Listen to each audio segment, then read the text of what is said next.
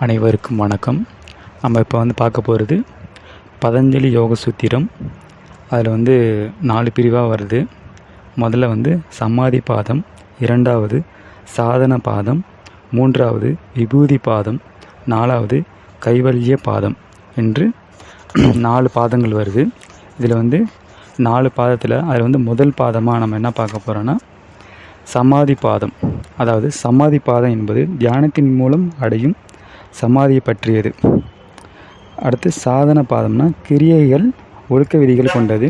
விபூதி பாதம்னா யோக வழியில் காணும் அற்புதங்கள் பலன்கள் பற்றி பேசுவது. கைவல்ய பாதம்னா ஆன்ம விடுதலை பற்றியது. சரிங்களா? இதில் நம்ம ஃபஸ்ட்டாக பார்க்க போகிறது சமாதி பாதம். செம ப்ளஸ் ஆதி ப்ளஸ் பாதம், அதான் சமாதி பாதம். சரிங்களா? அதில் சூத்திரம் 1, அதை யோகானு சாசனம். அடிப்படையில் யோகம் என்றால் சேர்ந்திருத்தல் என்ற அர்த்தம். ஆன்மா சார்ந்த இணைப்பு எனலாம். யோகத்தின் மூலம் ஒரு தனிநபர் கடவுள் தன்மையுடன் பொருந்தியிருக்கிறார். நிலையில்லாத இவ்வுலகத்திற்கு அடிப்படையாய் அமைந்தது மெய்ப்பொருள். நீங்கள் யோக நிலையை முழுமையாக அடைகிற போது அந்த ஒருங்கிணைப்பு உங்களுக்கு சாத்தியமாகிறது. யோகம் ஆத்மனை ஆத்மன் அல்லாதவற்றிலிருந்து பிரிக்கிறது. யார் யோகம் செய்கிறாரோ அவர் யோகி எனப்படுவர். முயற்சி இல்லாமல் வெற்றி இல்லை, பயிற்சி இல்லாமல் எந்த பலனும் இல்லை. யோகம் என்கிற பயிற்சியின் மூலமே ஆன்ம பலனை அடைய முடியும். அதை யோகானு சாசனம் என்ற சூத்திரத்தின் மூலம் இனி யோகம் விளக்கப்படும் என்கிறார் பதஞ்சலி யோக முனிவர். அடுத்து சூத்திரம் 2, யோக சித்த விருத்தி விரோத. மனதின் எண்ண அலைகள் கட்டுப்படுவது யோகம், அதாவது கட்டுப்படுத்துவது யோகம். மனம், புத்தி, சித்தம், அகங்காரம் இவன் அத்தனை காரணம் எனப்படும். அதாவது இவை அனைத்தும் அந்த கரணம், அதாவது அந்த ப்ளஸ் கரணம், அந்த கரணம். அந்தனா உள்ள அர்த்தம். ஓகேங்களா? மனம், புத்தி, சித்தம், அகங்காரம். சரிங்களா? இத்தொகுதியை உள்ள பகுதிகளை சித்தத்தின் வேறுபட்ட செயல்பாடுகள் கொண்டவை எனலாம். சித்தத்தின் விருத்தியே மற்றவை. மனம் புற உலக கருத்துக்களை பதிவு செய்யப்படுகிறது. மனதின் எண்ண ஓட்டங்களில் தொகைதான் சித்தம் என்பது. மனதின் பதிவுகளை பகுத்தறியும் புத்தி அவற்றுக்கான எதிர்வினையை புரிகிறது. நான் என்னும் கர்வமே அகங்காரம். அமைதியாக இருப்பது மனதின் நிலை. அதில் எண்ணங்கள் உருவாவது அலை. எதை பெரிய உருவத்துடன் ஓர் உயிர் பொருள் ஓடி வருவது என்ற மனம் சொல்லும். அது ஓர் எருது என்று புத்தி தீர்மானிக்கும். அது கோபத்தில் வருகிறது, யாரையோ தாக்கப் போகிறது என்று அது எச்சரிக்கும். அகங்காரமோ அது என்னைத்தான் தாக்க விரும்புகிறது என்று நான் அந்த எருமையை காண்கிறேன், எனக்கு பயமாய் இருக்கிறது, நான் தான் ஓட்டம் எடுக்க வேண்டும் என்று வீறிவிடும். அருகிலுள்ள மரக்கிளில் ஏறிக்கொண்டு பின் அகங்காரம் மேலும் சொல்லும், அந்த எருது அபாயகரமானது என்பதை நான் அறிகிறேன். அதனை அறியாதவர்களுக்கும் இருக்கிறார்கள். என்னுடைய சொந்த அறிவு அந்த முரட்டு காளையை தவிர்த்து நான் தப்பிக்க உதவியது என்று. இறைவன் ஒரே நேரத்தில் எல்லா இடங்களிலும் வியாபித்திருப்பவர். அவர் ஜடப்பொருளிலும் இருக்கிறார், உயிர் பொருளிலும் இருக்கிறார். படைக்கப்பட்ட பொருள்களும் இருக்கும் பரமனே ஆத்மன். படைக்கப்பட்ட பொருள் வடமொழியில் ஆத்மன் அல்லது புருஷ எனப்படும். பதஞ்சலி எப்போதும் புருஷ் என்று குறிப்பிடுகிறார். அது உண்மையான சுயம். அதுவே உடலுக்குள் இருக்கும் கடவுள் தன்மை. வேதங்களும் உபநிடதங்களும் ஆத்மன் என்று வார்த்தையை பயன்படுத்துகின்றன. கீதை சொல்கிறது ஆத்மன் என்று உயிரினங்களுக்குள் இருக்கிறது என்று. பதஞ்சலியோ ஒவ்வொரு உயிரினருக்கும் தனிப்பட்ட முறையில் ஆத்மன் என்று இருக்கும் என்கிறார். இந்த தத்துவார்த்த வேறுபாட்டு ஆன்ம சாதனை அத்தனை முக்கியத்துவம் கொடுக்க வேண்டியதில்லை. மனம் மதிநுட்பத்தோடு பிரபஞ்சையோடும் இருப்பதாக தோன்றுகிறது. அது அப்படி இல்லை என்கிறது யோக தத்துவம். மனம் அறிவை ராவியலாக பெறுகிறது. ஆத்மன் தானே அறிவாய் இருக்கிறது, சுத்த பிரம்மையாய் இருக்கிறது. மனம் அந்த பிரம்மையை பிரதிபலிக்க செய்கிறது. அறிவு அல்லது அறிவுபூர்வமான உணர்வு என்பது விருத்தி, அதாவது எண்ண அலை. எல்லா அறிவு புறநோக்கு கொண்டவை, மனதுக்கு அப்பாற்பட்டவை என்று பதஞ்சலி கூறுகிறார்.